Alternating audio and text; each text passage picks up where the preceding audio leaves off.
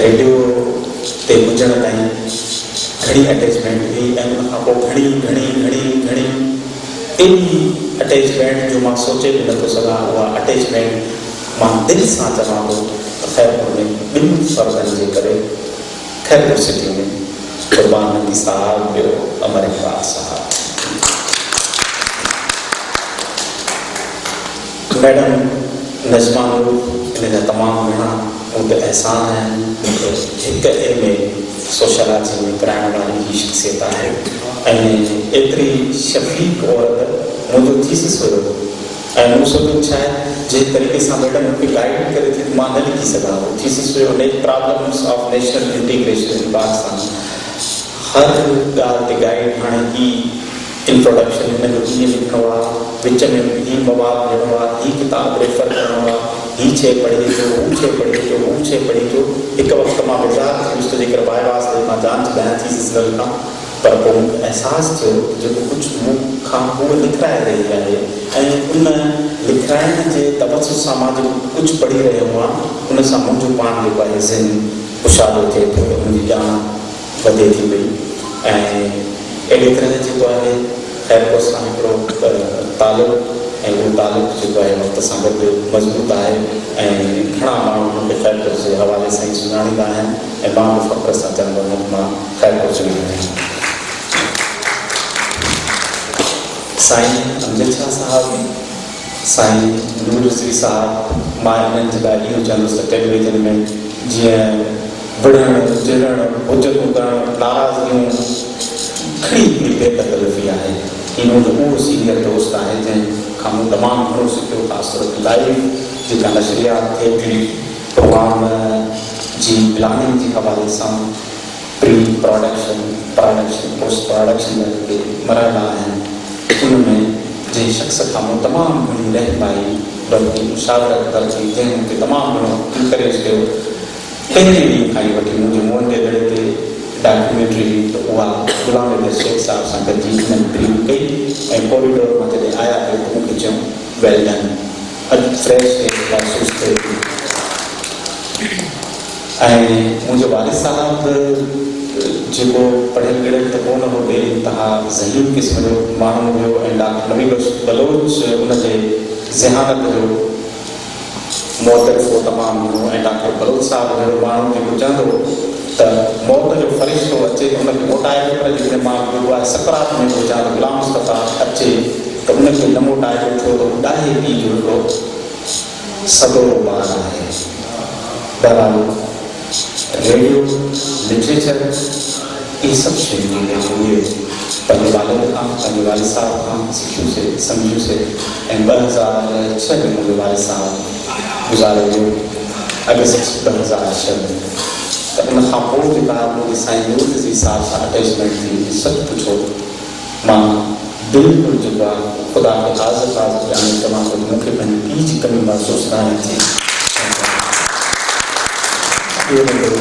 उरूसा आहे साईं शाह साहब सां घणी जेको आहे पुराणी अटैचमेंट उनजी फैमिली मुंहिंजे लाइ ॼण आइडियल रही आहे।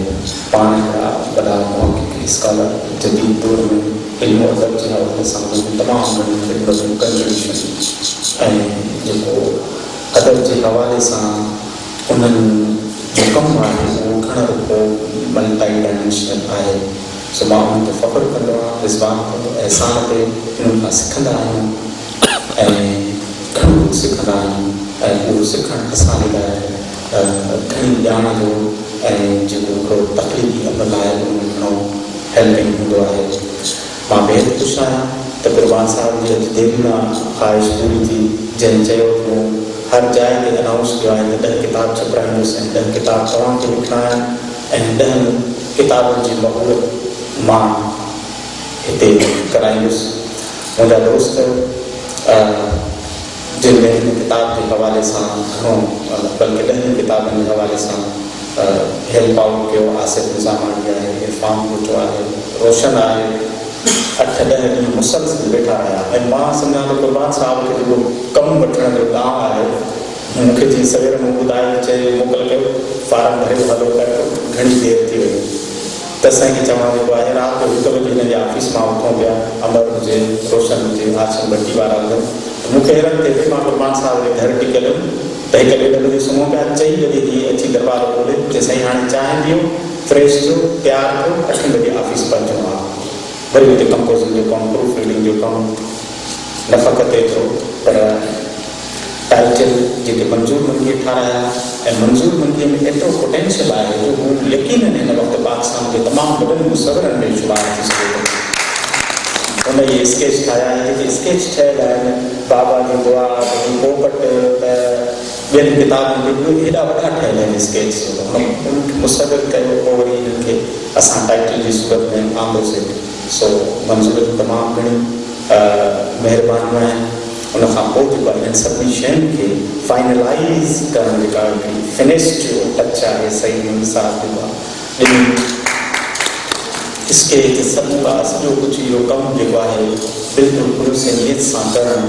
ऐं जेकॾहिं क़ुर्बान साहिब हिन कम में मूंखे कुझु न करे ऐं एतिरी सरगर्मी या दिलचस्पी न ॾेखारिया त 10 किताब जेके आहिनि त उहे न हुजंदा ऐं पाण हिन तक़रीब में मौजूदु न हुजंदो। पाण इहो बि चयूं त तव्हांजे हवाले सां मुख़्तसर हिकिड़ी डॉक्यूमेंट्री हुजे 15-20 मिंटनि जी। सो मुंहिंजे बचड़नि माजिद मनवर इहा डॉक्यूमेंट्री वॾी महिनत सां ठाही, थोरे मूं उन्हनि खे न को आर्काइवल मटीरियल ॾिनो, घर मां पाण एल्बम कढणु, वीडियो क्लिप उनखां ठाहे एडिट कराए हिकिड़ी डॉक्यूमेंट्री तयारु कई, जंहिंमें मुंहिंजे कम जे हवाले सां शायदि के 4 ॻाल्हियूं अची वियूं आहिनि। मुनवर ॿियो असांजो ग्राफिक्स इंजीनियर आहे, तमामु कॉम्पिटेंट इंजीनियर, फेसबुक के साथ जो फज़ल जेको दीवार में जंगल में हिकिड़े चाइल्ड स्टार जे तौर ते कमु करे चुको आहे, हिकिड़ो वॾो क्रिएटिव जीनियस आहे। मां सम्झां पृथ्वी में अहिड़ो कोई माण्हू न आहे जेको एतिरो ज़हीन हुजे, न फ़क़ति एतिरो पर हुनजी सिंधी लिटरेचर में मास्टर्स थियल आहे कराची यूनिवर्सिटी खां, first class first position. Ghafoor Memon जेको हिन वक़्तु हुते चेयरमैन आहे, घणो करे हुनजो क्लास फेलो।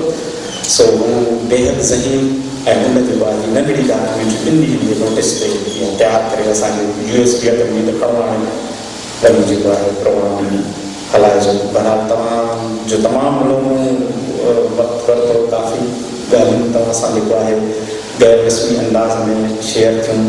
तव्हांजा तमामु घणा थोरा क़ुर्बान साहिब जा, बाबू उमर जा, साईं नसीर मिर्ज़ा साहिब सां त तमामु घणी हिकिड़ी जेको आहे अटैचमेंट आहे। साईं नूरज़वी साहिब हिकिड़ो सप्लीमेंट्री तौर ते मां ॿुधाईंदो हलां त असांजी जेका वालदा हुई उहा शिकारपुर शहर जी, हुनखे खाधा वाधा पचाइण ईंदा। अञा ॿियो जेको आहे ॻोठ में उहो हूंदी आहे 75-80 साल, त पोइ माण्हू पतंग उॾारींदा आहिनि त सभु चवंदा आहिनि जेको आहे त हिन खां जेको आहे अमा पुराणीअ खां खाधो पचाइजे। हुन करे असांजे घर में 8-10 ॾींहं जेको आहे देगियूं चढ़ंदियूं, पोइ असां खाई मज़ा कंदा हुआसीं जेको आहे। सो अमा खे ॾिसी ॾिसी थोरो जेको आहे शौक़ु थियो, दाल चांवर पचायासीं, ॿियूं शयूं जेको आहे उहे पचाईंसीं। ऐं साईं सां गॾु ईरान में वियासीं त साईं चए बसि दाल चांवर दाल चांवर दाल चांवर। ऐं 2009 में नसीर साहिब रेडियो कराची ते हुया त असांजे घर में ग्रुप करे जेको ईंदा ऐं हर दफ़े 4 शयूं, चांवर, दाल, तरियल पटाटा, शिकारपुर जी खटाण, अचार। ऐं नसीर साहिब जेको आहे काफ़ी दोस्तनि खे चवंदो आहे त जेकॾहिं ग़ुलाम मुस्तफ़ा छोकिरी हुजे हा त मां हिन सां शादी करियां, मूंखे जेको आहे रोज़ दाल खाइण लाइ मिले हा। उन करे नसीर साहिब जा जेके दोस्त इलाही चवंदासीं जेको भत हूंदो न उहो हमेशह पटड़ो हूंदो।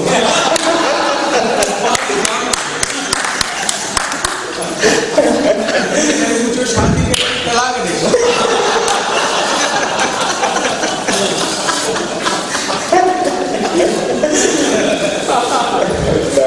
सभी तमाम मोहब्बत से खुश रखे, सलाम।